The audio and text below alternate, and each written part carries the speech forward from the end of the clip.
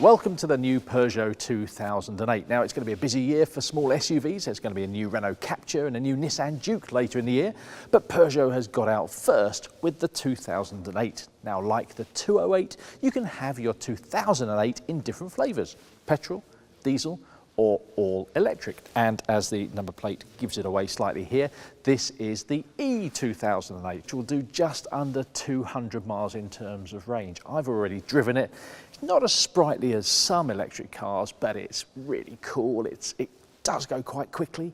It's very quiet, very refined, and I think people are going to really enjoy this car. But anyway, let's just talk about the design of this 2008. Peugeot says it captures the spirit of the 3008, and you're probably thinking, yep, it looks pretty much like the 3008 to me.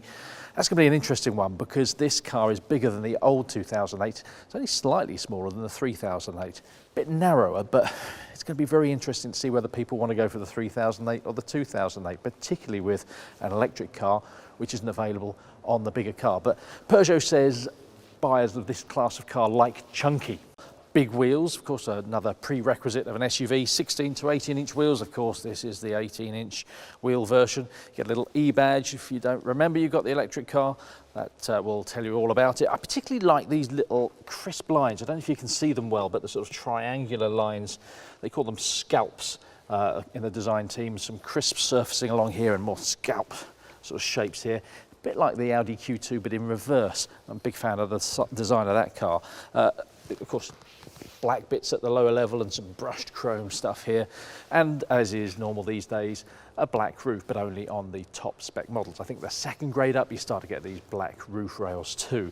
Now, if we can have a look round the back, it's more of a similar theme from Peugeot, and they do a pretty backside. Some really nice detail to the claw-like lights, reference to the Peugeot lion there, and this black panel, the plastic panel, is supposed to elongate the width of the car as well, but a really good looking rear end. And if I'm honest, what we've got in the class at the moment is not that great. Yeah, the C3 Aircross is all right, but I think the class is open for something to really take it by the scruff of the neck, and this car could well do it. But let's have a look inside as well, shall we?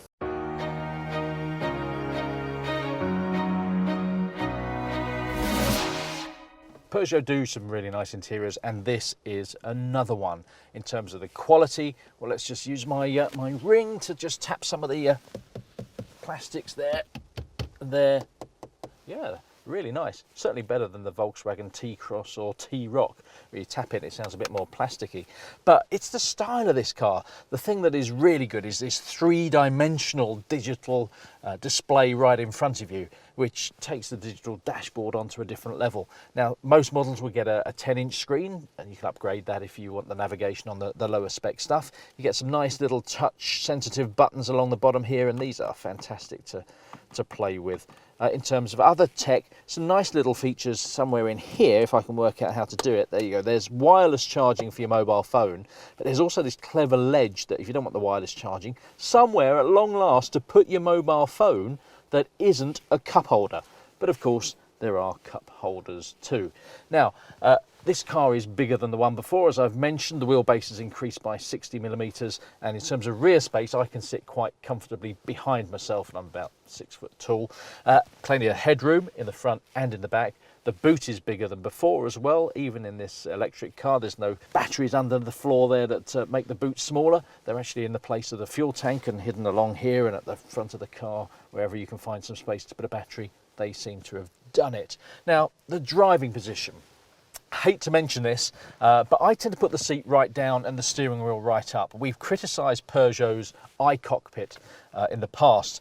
I like the small steering wheel, it's really nice. I like the high set dashboard, but in my driving position, the old foibles of iCockpit have returned, and I can't see all of the display. I have to kind of sit up or push the steering wheel down where I don't really want it. Now, that's a potential downside just for me in my driving position, but try it first. Might not be a problem for you. What I guarantee you will enjoy is the level of quality, style and technology inside this car.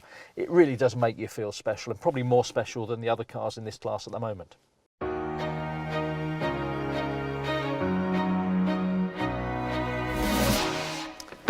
So if you like the 2008, and I think I do so far, as I said, I've driven them, they drive really nice. They're only prototypes, a bit of work to do, but it certainly showed they've got a good starting point. You're gonna have to wait till next year, probably in time for the March change in registration. You'll be able to buy one of these. And don't forget, you've got your choice. You've got your petrol. There's a choice of petrol engines, one diesel. Anybody's going to really bother with that, but the really intriguing one is the all-electric car. No word on prices yet, but of course it's bigger than the old car in pretty much every dimension. It's got more tech on board, so you're going to pay it a little bit more. And probably topping out the range will be the EV. I reckon at around 30,000, maybe hopefully just under that, which is where I think it really needs to be, because the range isn't quite as good as everything else. But live with one of these electric cars, and I really like it, particularly this sort of coloured grille treatment, and you'll probably find you can live with it every day. So 2008, it's going to have a tough year with some other challenges coming, but this is probably going to stand a pretty good chance of some success.